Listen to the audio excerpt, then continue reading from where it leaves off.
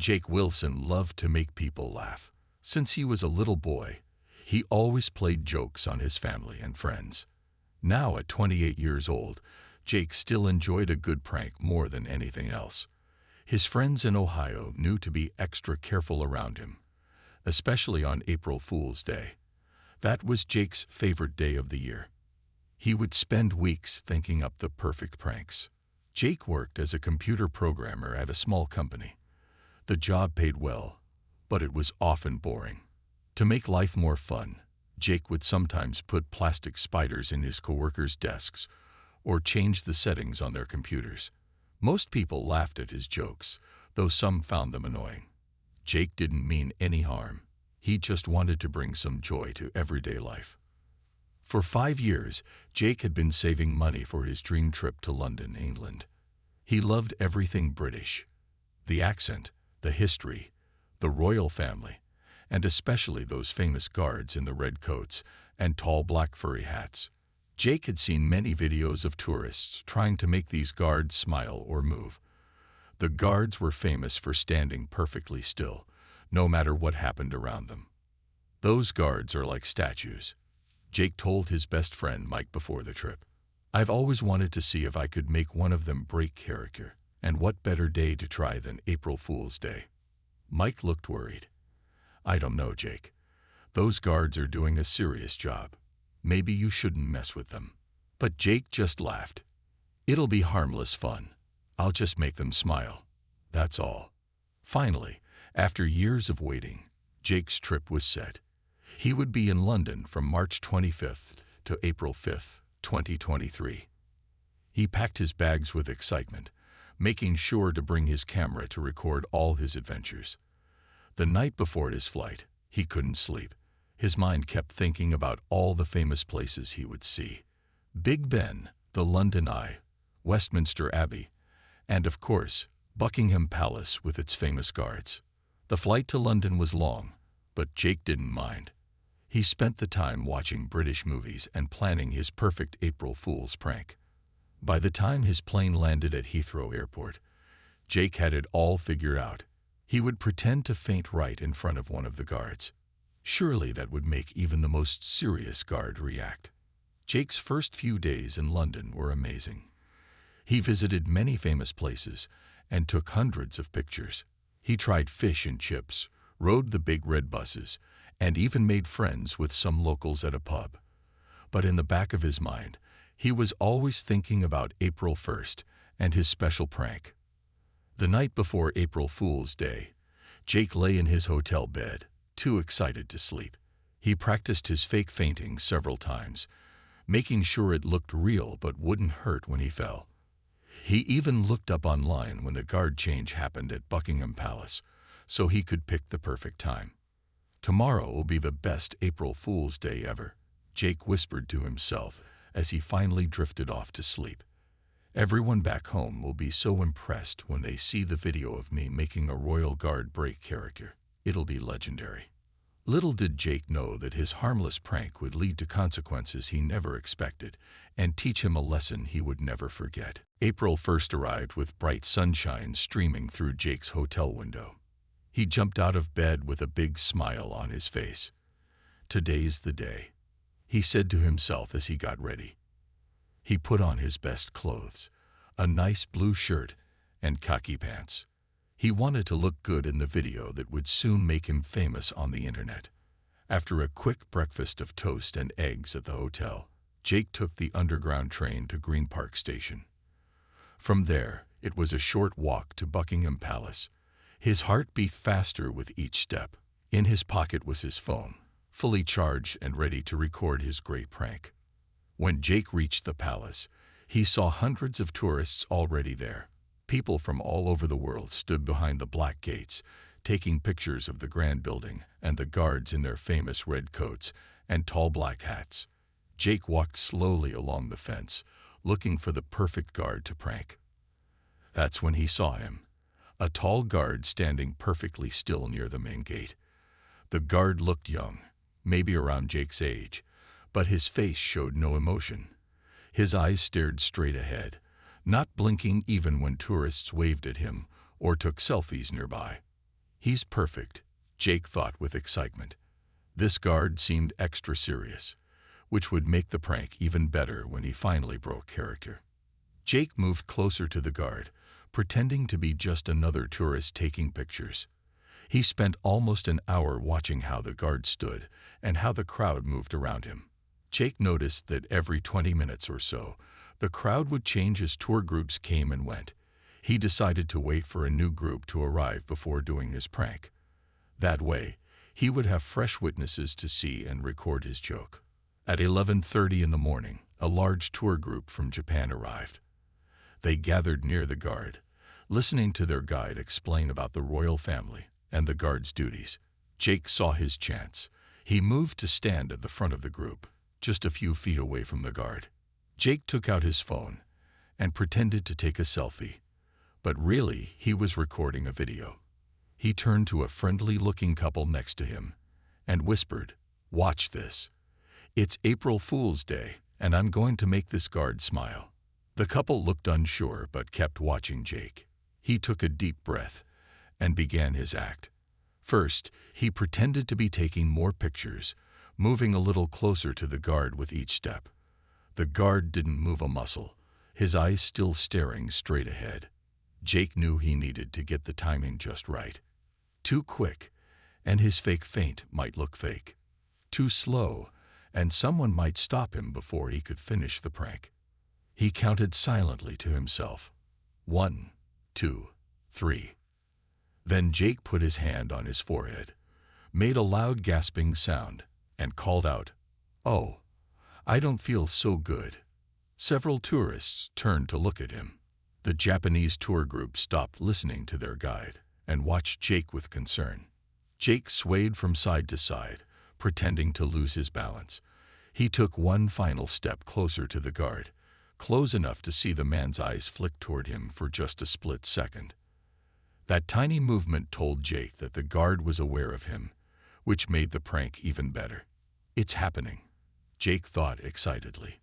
"Everyone is watching. This is going to be amazing." With a final dramatic gasp, Jake closed his eyes and let his body fall forward, right at the feet of the royal guard. He made sure to fall in a way that wouldn't hurt himself, but would look very real to everyone watching.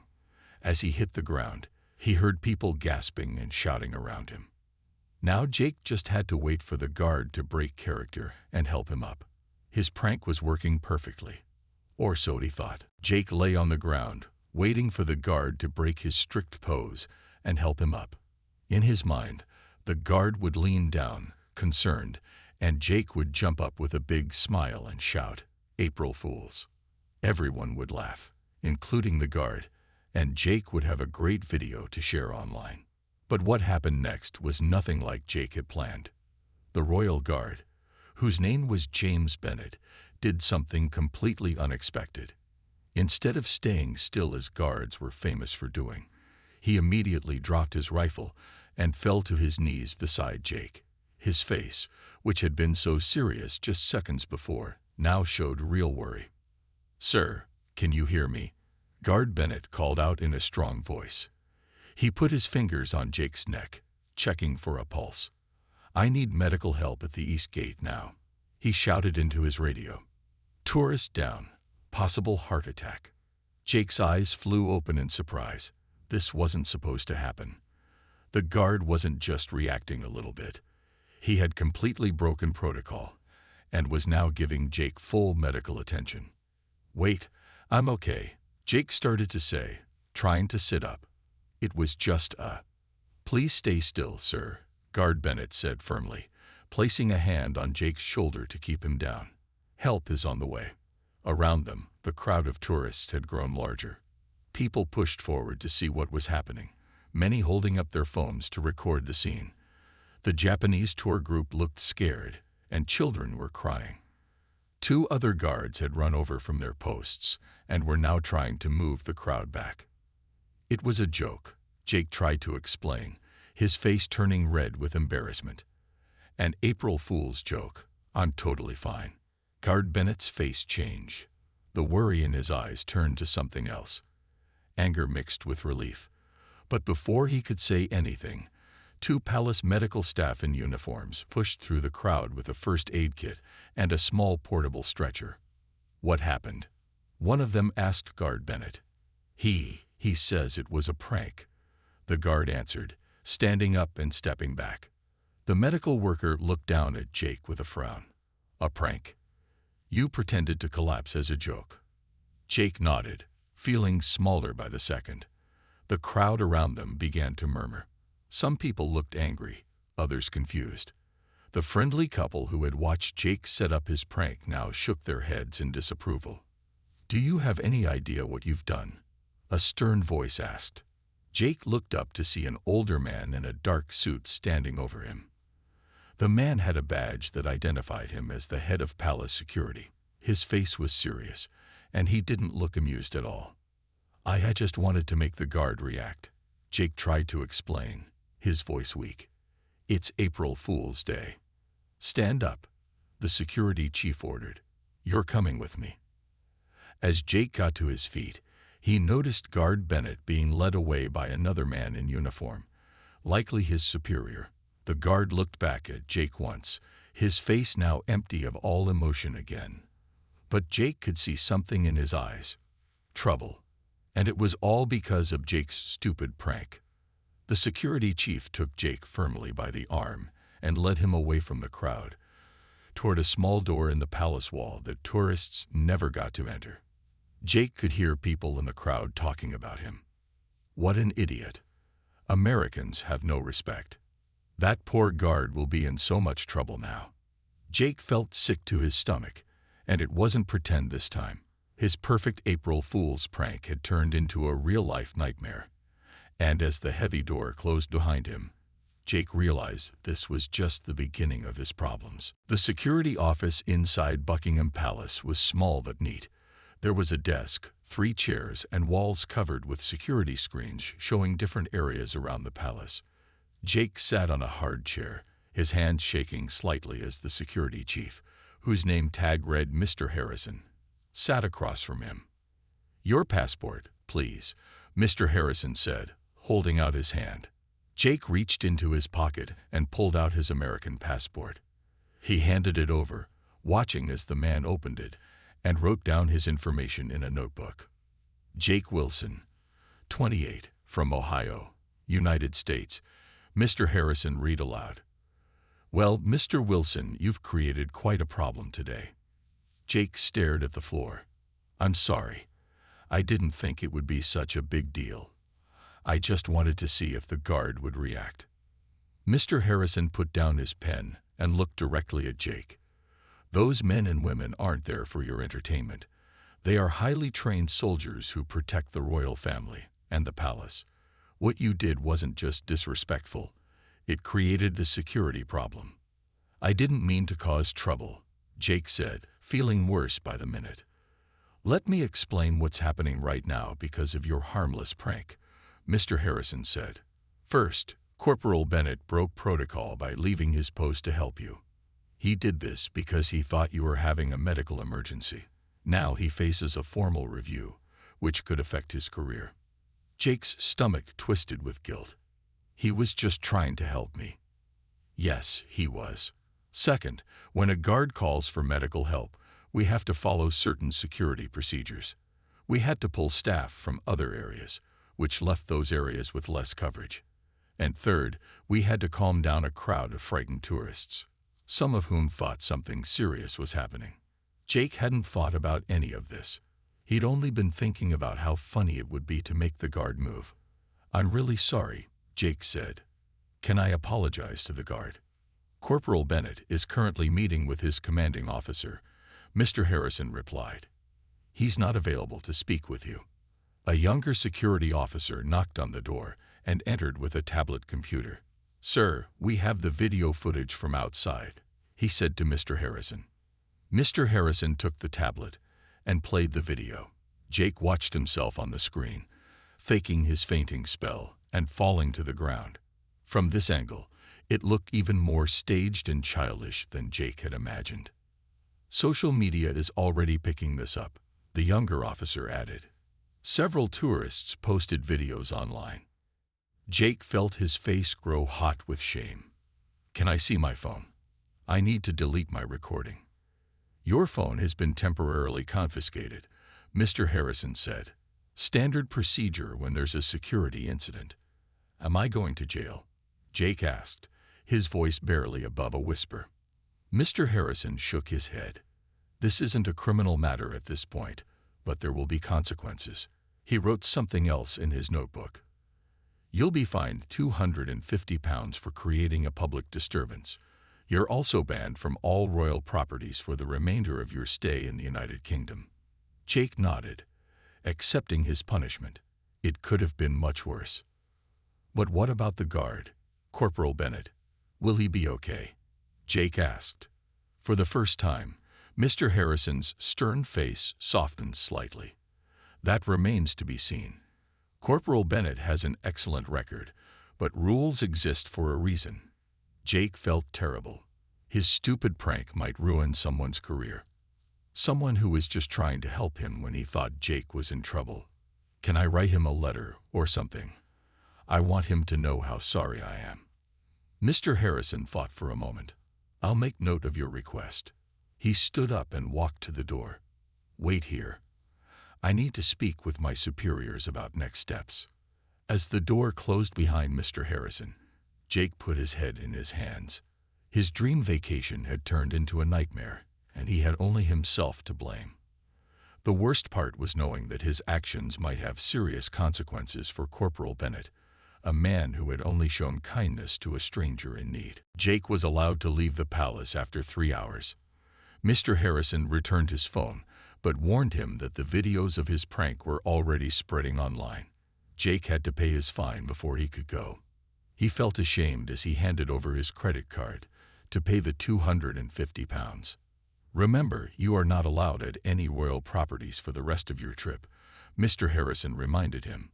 "If you try to visit, you will be turned away and may face more serious consequences." Jake nodded silently. As he walked out through a side door of the palace, he felt like the worst tourist in London. The bright afternoon sun felt too cheerful compared to how he felt inside. He walked slowly back to Green Park Station, not really seeing the beautiful city around him. On the train back to his hotel, Jake looked at his phone. He had several missed calls from his friends back home in Ohio. They must have seen the videos online.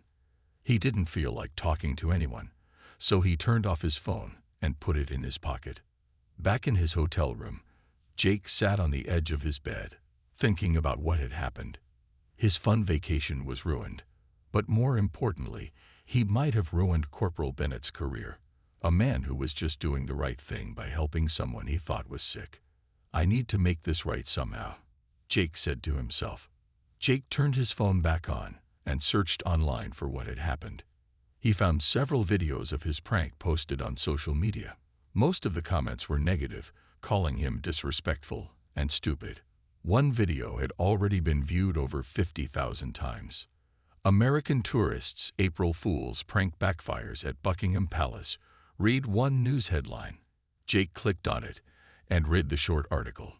It didn't mention Corporal Bennett by name, but it did say that a royal guard had broken protocol to help a tourist who appeared to be having a medical emergency, only to discover it was a prank. Jake felt sick reading about himself this way. This wasn't how he wanted to be known. He had always seen his pranks as harmless fun, but now he realized they could have real consequences for real people.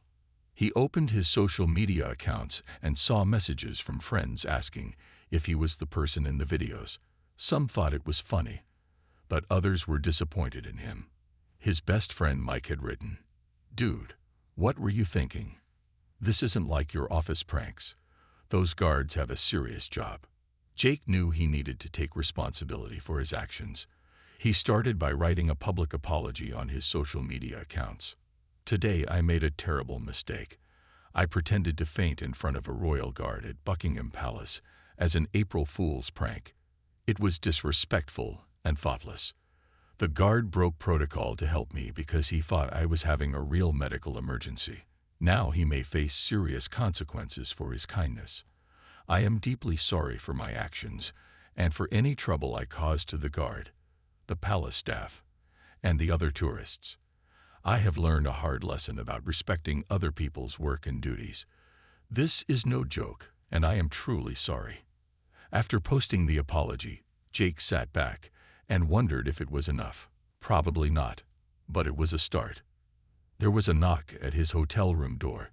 Jake opened it to find a delivery person with an envelope. "Mr. Jake Wilson?" the delivery person asked. "Yes, that's me," Jake replied, confused. "This is for you," the person said, handing him the envelope before leaving. Jake closed the door and opened the envelope. Inside was a short, formal letter on palace stationery. It read, "Mr. Wilson, following today's incident, Corporal James Bennett has requested a brief meeting with you tomorrow at 10:00 a.m.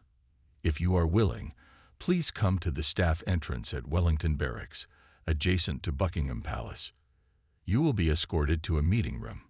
Regards, Captain Thomas Rogers, Royal Guard Command." Jake's heart raced. Corporal Bennett wanted to meet with him. But why? To yell at him? To tell him how much trouble he had caused? Whatever the reason, Jake knew he had to go. He owed the guard at least that much. Jake barely slept that night. He kept thinking about meeting Corporal Bennett the next day. What would he say? How could he explain his stupid prank? Jake got up early, took a long shower, and put on his nicest clothes. A clean button-up shirt and dark pants. He wanted to look respectful for the meeting. At 9:30 a.m., Jake left his hotel and took the train to the Wellington Barracks. His hands were sweaty, and his heart beat fast as he walked up to the staff entrance.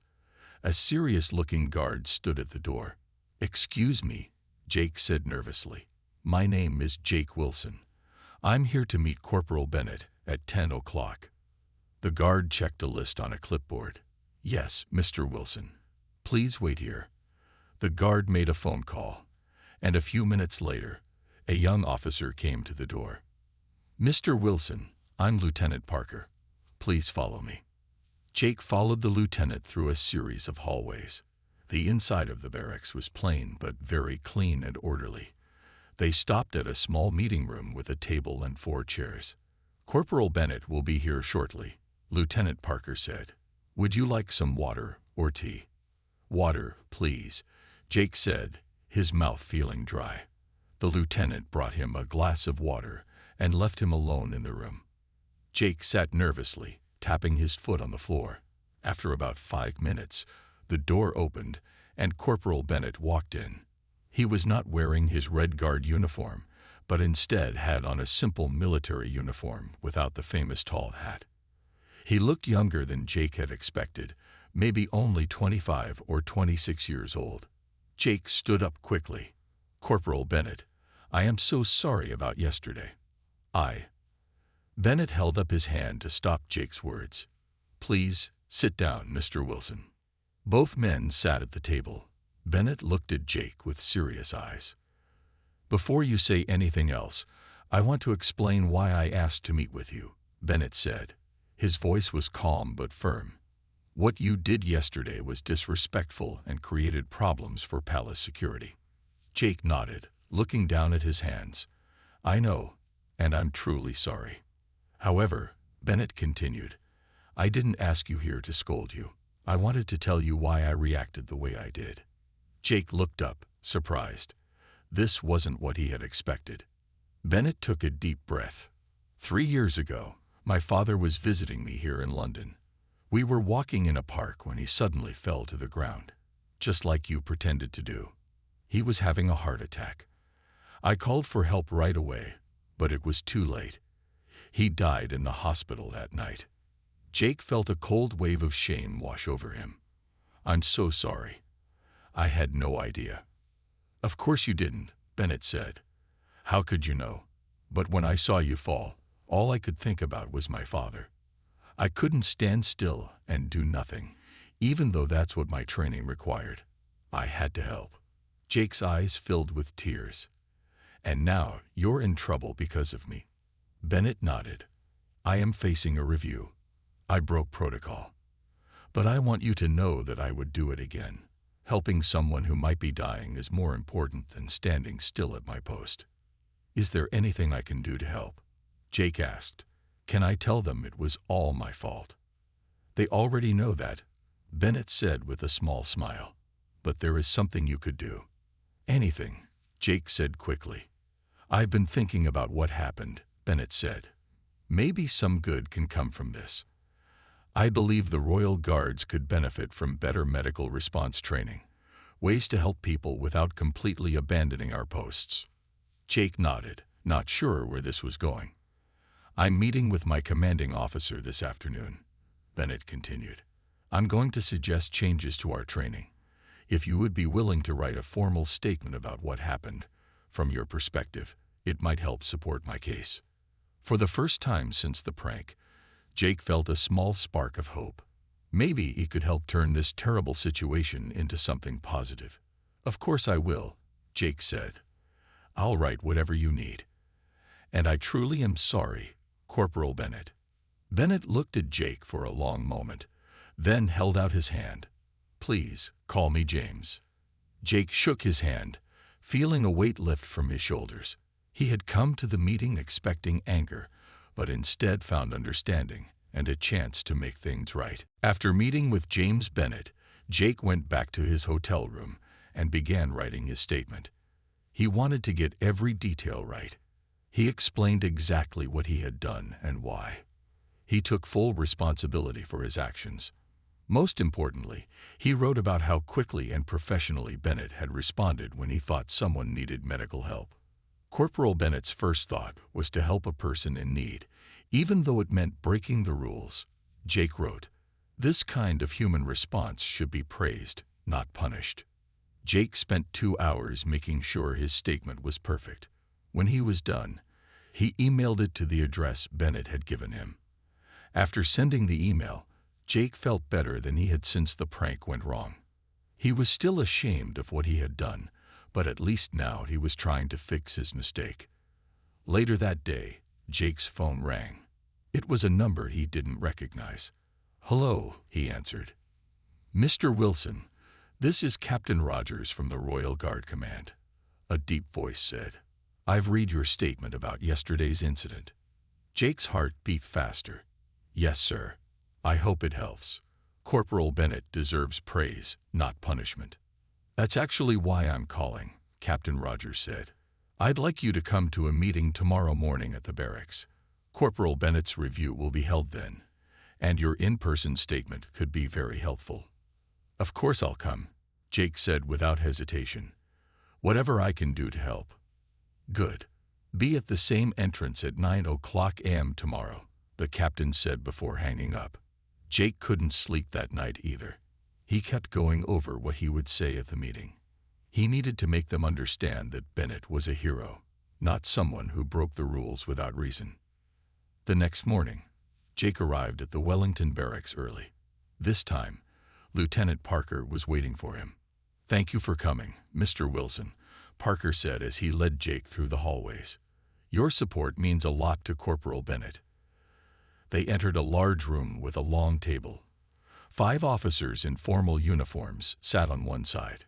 Corporal Bennett was already there, sitting alone on the other side. He looked tense but gave Jake a small nod when he entered. Jake was directed to sit next to Bennett. Captain Rogers, a tall man with gray hair who sat in the middle of the 5 officers, spoke first. "This review is to examine the actions of Corporal James Bennett on April 1st at Buckingham Palace. Corporal Bennett left his post to assist a tourist who appeared to be having a medical emergency." The captain looked at Bennett. "Corporal, the rules are clear. Guards must maintain their position at all times unless directly ordered to move." "Yes, sir," Bennett said, sitting very straight in his chair. "However," Captain Rogers continued, "we have reviewed security footage, witness statements, and Mr. Wilson's written and social media statements." He looked at Jake now. "Mr. Wilson, would you like to add anything in person?" Jake stood up, feeling nervous but determined. "Yes, sir. What I did was stupid and disrespectful. I pretended to faint as a joke, never thinking about the consequences. But Corporal Bennett couldn't know it was fake. He saw someone in trouble and chose to help. If it had been real, if I had been having a heart attack, his quick action might have saved my life. Jake looked at the officers, making eye contact with each one. In my country, we would call him a hero for putting human life above rules. I'm deeply sorry for causing this problem, but please don't punish someone for showing compassion. The room was quiet for a moment. Then Captain Rogers spoke again. Thank you, Mr. Wilson. Your statement is noted.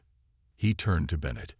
Corporal Bennett, this panel has actually already reached a decision about your actions. Bennett sat up even straighter, preparing himself for punishment. Jake held his breath. While you did technically break protocol, Captain Rogers said, this panel has unanimously agreed that your humanitarian response was appropriate given the circumstances. Instead of a reprimand, we are noting this as an example of exceptional service. Jake saw Bennett's shoulders relax slightly, but Captain Rogers wasn't finished. Furthermore, we find merit in your suggestion about enhanced medical response training. A working group will be formed to explore improvements, and we would like you to be part of it. For the first time since Jake had met him, James Bennett smiled. After the meeting, Jake and James walked out of the barracks together. Both men felt relieved and happy with how things had turned out. Thank you for speaking up for me, James said. Your words really helped. It was the least I could do, Jake replied. I still feel terrible about the whole thing. James looked at Jake thoughtfully. You know, sometimes good things come from mistakes. If you hadn't pulled that prank, I would never have had the chance to suggest changes to our medical response training. They stood outside the barracks for a moment, not sure what to say next. Jake thought his part in this story was over. He had caused a problem, tried to fix it, and now it was time to go back to being a tourist for his last few days in London. Well, I guess this is goodbye, Jake said, holding out his hand. I'm glad things worked out okay. James shook Jake's hand, but then surprised him. Actually, I have the rest of the day off. And since you're banned from royal properties, you probably haven't been able to see much since the incident. Jake nodded sadly. Yeah, my sightseeing plans got a bit messed up. I could show you some places tourists don't usually get to see, James offered. Places that aren't royal properties. Jake looked surprised. You'd do that, after what I did. James smiled. Everyone deserves a second chance. Besides, I grew up in London. I know all the best spots. That afternoon, James took Jake on a private tour of London. They visited small, hidden parks where locals went to escape the crowds. They ate lunch at a tiny restaurant down a narrow street where the food was amazing and cheap. James showed Jake the best place to stand on Tower Bridge to take pictures of the city.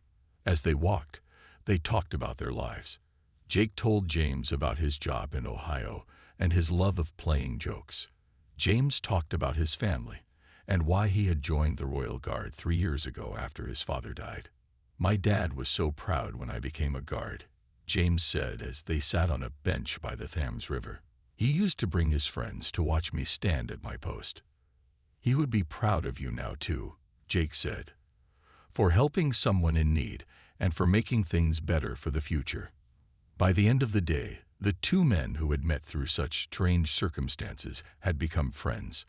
They had more in common than either would have guessed. Both loved football, though James called it soccer. Both enjoyed the same movies, and both had lost people they cared about.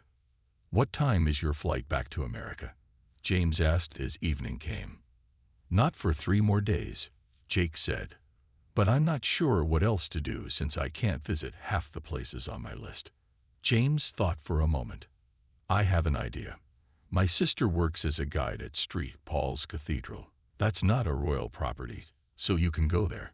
I bet she would give you a special tour if I ask her. And my cousin runs boat tours on the river. Those are great for seeing the city from a different view. Jake smiled, feeling grateful. That would be amazing. Thank you. As they parted ways at the train station, James handed Jake a piece of paper with 2 phone numbers. "My sister's number and my cousin's number," he explained. "Tell them you're a friend of mine." Friend.